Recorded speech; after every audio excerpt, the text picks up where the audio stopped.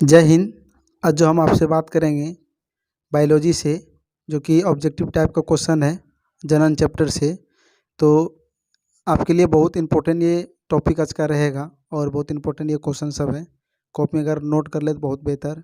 तो चलिए क्वेश्चन की तरफ बढ़ते हैं हम लोग। फर्स्ट क्वेश्चन आपका इस प्रकार है, पराग कोश में होते हैं। तो पराग कोश में क्या होते हैं? तो पराग कोश में जो है ना परागकण होते हैं। इसका आंसर डी होगा। चलिए नेक्स्ट क्वेश्चन की तरफ बढ़ें। तो अंडाणु निषेचन होता है। अंडाणु निषेचन जो होता है कहाँ होता है? फलोपियन नालिका में होता है, जिसको फलोपियन ट्यूब भी कहा जाता है। चलिए नेक्स्ट क्वेश्चन की तरफ बढ़े। तीसरा क्वेश्चन है, शुक्राणु का निर्माण होता है। तो शुक्राणु का निर्माण कहाँ होता है? तो वृषक में होता है। ठीक है। उसके बाद क्वेश्चन है, लिंग गुणसूत्र का पूर्ण जोड़ा पाया जाता है। तो ये जो है इंपॉर्टेंट क्वेश्चन है, जो कि स्त्रियों में पाया जाता है। ठीक है।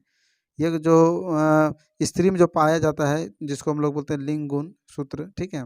तो सूत्र का पूर्ण जोड़ा होता है, जिसमें एक्स एक्स बोल सकते हैं। ठीक है। चलिए क्वेश्चन इस प्रकार है, शुक्राणु बनता है। तो शुक्राणु जो बनता है वो अंडाशय में बनता है। कहाँ बनता है? अंडाशय में, जो कि पुरुषों में होता है। ठीक है। उसके बाद क्वेश्चन इस प्रकार है, पुष्प का कौन सा भाग फल बनता है? तो पुष्प का जो है अंडाशय वाली भाग जो है ना फल बनता है। कौन सा भाग बनता है? अंडाशय वाली। ठीक है। उसके बाद क्वेश्चन है, मुकुलन द्वारा अलैंगिक जनन होता है। तो मुकुलन द्वारा जो होता है ईस्ट में जो अलैंगिक जनन होता है। अलैंगिक जनन मतलब जिसमें नर और मादा नहीं होते हैं। ठीक है। चलिए नेक्स्ट क्वेश्चन बढ़े। अलैंगिक जनन मुकुलन विधि के द्वारा होता है। तो किस में होता है? अभी यही क्वेश्चन जस्ट बताया गया था, ईस्ट में होते हैं। ठीक है। चलिए कहता है, मलेरिया उत्पन्न करने वाले मच्छर हाँ किस तरह के जल में उत्पन्न होते हैं? तो ये साफ जल में होता है। यहाँ देखिए, अगर आपको डेंगू बोलेगा तब साफ, लेकिन यहाँ आप मलेरिया है तो यानी गंदा जल में होगा। ठीक है। डेंगू बोलेगा तो साफ जल में। चलिए नेक्स्ट क्वेश्चन की तरफ बढ़ें। इस प्रकार है, निम्न में से कौन मानव में मादा जनन तंत्र का भाग नहीं है? तो मादा जनन तंत्र का शुक्रावाहिनी का नहीं है। ठीक है। चलिए ये पुरुष में होता है। तो कहता है, अगर नेक्स्ट क्वेश्चन, पुष्प का कौन सा भाग परागकण बनता है? तो इसका आंसर आपको याद रखना, पुंकेसर। पुंकेसर जो है ना वो आपका परागकण बनाता है। ठीक है। नेक्स्ट क्वेश्चन बढ़े तो इस प्रकार है, निम्नलिखित में कौन सा भाग केवल पुरुष जननांग में पाया जाता है? तो पुरुष में जो अभी जस्ट बताएं शुक्रवाहिका जो है ना ये पुरुष में होता है, शुक्राणु के लिए। चलिए, नर युग्मक एवं मादा युग्मक के संगलन को कहते हैं, क्या कहते हैं? तो उसको निषेचन कहते हैं। अंडाणु निषेचन होता है, कहाँ होता है? तो ये जो आपका होता है वो आपका अंडाशय में होता है। निम्नलिखित में कौन लैंगिक जनन संचारित रोग नहीं है? तो लैंगिक जनन संचारित टाइफाइड जो है ये नहीं, एड्स बीमारी होता है, लैंगिक जनन होता है, गोनोरिया भी होता है, सिफिलिस भी, ये सब लैंगिक जनन में एक तरह का रोगाणु से संचालित होता है। ठीक है। लेकिन आपका टाइफाइड जो है ना ये भी वायरस से होता है, बट ये लैंगिक में नहीं है। ठीक है। चलिए नेक्स्ट क्वेश्चन की तरफ बढ़े। इस प्रकार है, मुकुलन द्वारा प्रजनन किस भाग में होता है? तो मुकुलन द्वारा अभी जस्ट इस तरह का बहुत सारा क्वेश्चन आपको मिल रहा है, ईस्ट में होता है। चलिए नेक्स्ट क्वेश्चन पता है, हाइड्रा में प्रजनन की तिथि निम्नलिखित में कौन है? तो इसका आंसर आपको होगा मुकुलन। ठीक है। नेक्स्ट बढ़े, इनमें कौन अलैंगिक जनन की विधि है? तो इसका आंसर आपको होगा इनमें से सभी, क्योंकि विखंडन और मुकुलन बीजाणु जनन ये सभी होते हैं। ठीक है। कहता है, पुष्प पौधे में लैंगिक जनन किसके द्वारा होता है? तो इसको आपको याद रखना है, फूलों द्वारा होता है। किस प्रकार के जनन में जनक के शरीर में कलिका निकलती है? कलिका बोले तो एक दूसरे से भाग करना, तो मुकुलन में होते हैं। ठीक है। मानव मादा में जनन तंत्र का भाग नहीं है। तो इसका आंसर आपको याद रखना, शुक्रवाहिका। शुक्रवाहिका। स्त्री के सर में आधारिल भाग को कहते हैं, क्या कहते हैं? इसका आंसर अंडाशय। पुंकेसर के अग्रभाग को क्या कहते हैं? तो पुंकेसर के अग्रभाग को कहते हैं, आपको याद रखना, परागकोश कहते हैं। ठीक है। यौवन की आयु क्या होती है? यौवन की जो आयु होती है वो 15 से 18 वर्ष होते हैं, जिसको बोलते हैं यौवन। मतलब एक तरह का बोला जाए तो 15 से 18 साल की उम्र में लड़कियों को जो है ना एमसी होना शुरू हो जाता है, जिसको बोलते हैं मासिक चक्र। ठीक है। चलिए नेक्स्ट क्वेश्चन की तरफ बढ़ें। तो 25 नंबर क्वेश्चन इस प्रकार है, अंडो उत्सर्जन कब होता है? तो अंडो उत्सर्जन जो होता है वो आपका जो है ना 12 से 14 वर्ष के, जिसको रजोधर्म, जिसको एमसी बोला जाता है, 12 साल से 14 वर्ष के उम्र में होना शुरू हो जाता है। ठीक है।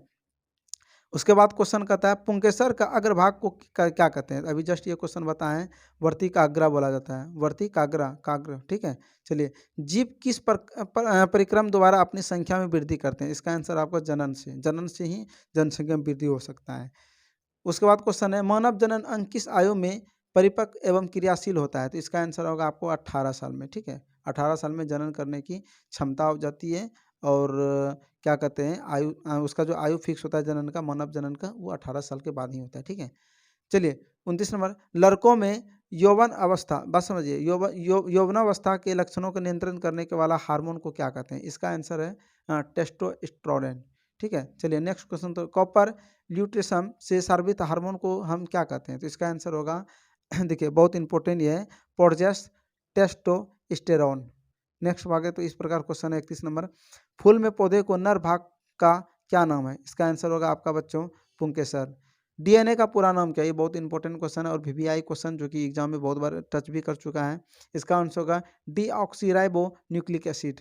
चलिए गुणसूत्र कहाँ पाए जाते हैं? तो गुणसूत्र जो आपका कोशिका के केंद्र में पाए जाते हैं। उसके बाद है बीजांड की दीवारों को मोटी होकर बनती है, क्या बनती है? तो इसका जो भ्रूण बनता है, क्या बनता है? भ्रूण। भ्रूण मतलब जिसको संतान बोल सकते हैं, ठीक है। 35 नंबर, निषेचन के फलस्वरूप अंडाशय की दीवारें बनती है, तो इसको हम लोग क्या बोलेंगे? जो फल की बनती है, ठीक है। कहता है निषेचन की क्रिया किस जीवन में मुख्यतः होती है? इसका आंसर आपको याद रखना है, पुष्पी पादप एवं जंतुओं में। नर युग्मक और मादा युग्मक के सलियन को कहते हैं, क्या कहते हैं? इसका आंसर आपको याद रखना, निषेचन। डेंगू उत्पन्न करने वाले मच्छर किस तरह के जल में? तो उस समय बताए थे साफ जल में होता है, और मलेरिया के लिए गंदा जल में, तो इसका आंसर होगा साफ जल में। निम्नलिखित में कौन लैंगिक जनन संचारित रोग है? तो इसका आंसर आपको लैंगिक जनन, बहुत इंपॉर्टेंट, तो इसका एड्स भी बीमारी है और गोनोरिया भी बीमारी जो है लैंगिक जनन के द्वारा होता है बीमारी। इसमें एड्स में जो है ना HIV नाम करके एक वायरस से एड्स फैलता है। 40 नंबर क्वेश्चन अगर बढ़े तो इस प्रकार है, निषेचन के फल स्वरूप निर्माण होता है, तो क्या निर्माण होता है? युग्मनज होता है, युग्मनज का निर्माण होता है। स्त्रियों में संपन्न होने वाले प्रजनन चक्र को क्या कहते हैं? इसको हम लोग बोलते हैं रजोधर्म भी बोल सकते हो, मानसिक धर्म भी बोल सकते हो, मानसिक चक्र भी बोल सकते हैं, इंग्लिश में MC भी कहा जाता है शॉर्टकट में, ठीक है। चलिए इस तरह करके इसको आगे क्वेश्चन अगर बढ़े तो 42 नंबर है, फूल में नर प्रजनन अंग है, तो क्या है? पुंकेसर है। क्या है? पुंकेसर। फूल में जो लंग होता है उसको पुंकेसर कहा जाता है। आप देखिएगा अरहुल का फूल या तो क्या कहते हैं वो वाला जो कटहल का जो ये जो फूल होता है उसमें भी आप देख सकते हैं, ठीक है। उसके बाद 43 नंबर, एक लिंगी पुष्प का उदाहरण है, इसका आंसर आपको पपीता। पपीता जो एक लिंगी पुष्प है, ठीक है। उसके बाद निम्नलिखित में कौन विषाणु जनित लैंगिक जनन संचारित रोग है? इसका आंसर आपको एड्स, ठीक है। महिला ने मासिक चक्र की अवधि होती है, तो इसका जो है अवधि होती है वो कितने दिन तक अवधि होती है? मासिक चक्र का अवधि जो आपका होता है वो 28 दिन का होता है। कितना दिन का होता है? 28 दिन का। उसके बाद 46 नंबर क्वेश्चन, निम्नलिखित में कौन बैक्टीरिया बैक्टीरिया या क्या लिखा है? बैक्टीरिया जनित मौलिक जनन संचारित रोग है। ये बहुत इंपॉर्टेंट क्वेश्चन है, तो ये आपको सिफिलिस जो है ना इस तरह का, ठीक है। मानव भ्रूण का विकास होता है, कहाँ होता है? तो गर्भाशय में होता है। मानव भ्रूण का विकास जो होता है गर्भाशय में होता है। निम्नलिखित में कौन मानव शुक्राणु में गुणसूत्र की संख्या को दर्शाता है? तो आपको याद है ना 23 जोड़ा। 23 जोड़ा मानव में होता है, लेकिन अगर आपको नर का बोले तो 23 जोड़ा, और अगर पुरुष मतलब मादा का बोले तो 22 जोड़ा हम बोल सकते हैं। अगर फिर से बता देते हैं, अगर आपको एग्जाम में आएगा मानव का शुक्राणु तो आपको बोलना है 23 जोड़ा, ठीक है। जोड़ा लिखना चाहिए, मिस्टेक हो गया लिखने में, ठीक है। 23 जोड़ा। अगर आपको स्त्री का बोले तो 22 जोड़ा, अगर पुरुष का बोले तो 22 जोड़ा, और एक जोड़ा आपका जनन में नष्ट हो जाता है। चलिए 49 नंबर क्वेश्चन बोले तो इस प्रकार है प्लेनियरिया में लैंगिक जनन की विधि है, इसका आंसर होगा अपखंडन, ठीक है। 50 नंबर क्वेश्चन इस प्रकार है, द्विखंडन एवं बहुखंडन विधि से उत्पन्न वंशजों को क्या कहते हैं? तो उसका जो आंसर होगा अनुजात कहते हैं, ठीक है। तो इस तरह करके आज आपको 1 से लेकर 50 क्वेश्चन बताएं, और ये VVI क्वेश्चन है, यानी कि आपका बायोलॉजी में जनन चैप्टर से अगर क्वेश्चन पूछा तो इससे बाहर एक भी क्वेश्चन नहीं जाएगा। तो आप इस क्वेश्चन को नोट कर लीजिएगा और अपने कॉपी में नोट कीजिए, अपने दोस्तों को शेयर कीजिए। अगर आप हमारे चैनल पर न्यू है तो चैनल को जाकर सब्सक्राइब कर लीजिए। Thank you for watching.